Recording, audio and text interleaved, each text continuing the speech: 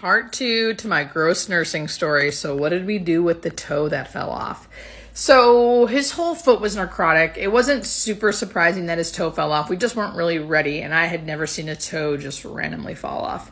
So, it was a little shocking to me, but there's nothing really you can do about it. It's going to happen, it can happen, and we just threw it out. Now, as far as the guy with the wounds and the bugs, so he was severely mentally ill. He had just come off the streets. He was not allowing anyone to touch him, and he was being very combative and violent with nurses. So it was really hard to get in there and really take care of him.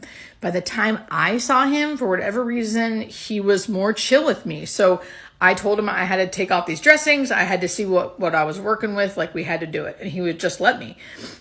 At this time, I saw no bugs. But by the time I took all of his dressings off, which was about 40% of his body was burned, he was very lucky to be alive. They were everywhere, all over the bed, all over his body, crawling up the wall.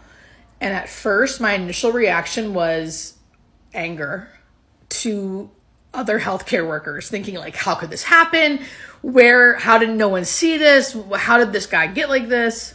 But then I realized everyone was doing their best. It was very strange circumstances. He was homeless for a bit, then came in, then was violent, then it was just a mess. And it was just really unfortunate. So I'm glad I was there. I got another nurse to help me. It took about 4 hours. He luckily wasn't combative. He was very cooperative. It didn't really hurt. He didn't seem even bothered by the bugs, even though we were frantic because they were literally everywhere on his face. I mean, everywhere.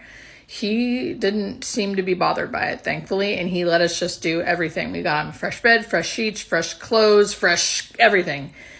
And by 4 hours later, he was fresh and no bugs, and we were okay. And then he died peacefully 2 weeks later. So we did good by him.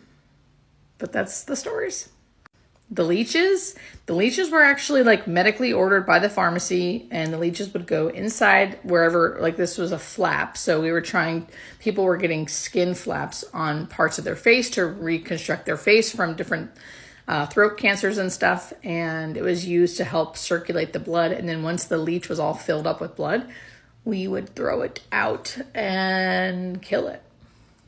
I used them a lot actually, but this was the grossest one because it was in the mouth. But yeah, nurses see some crazy shit, and I'm kind of okay with it.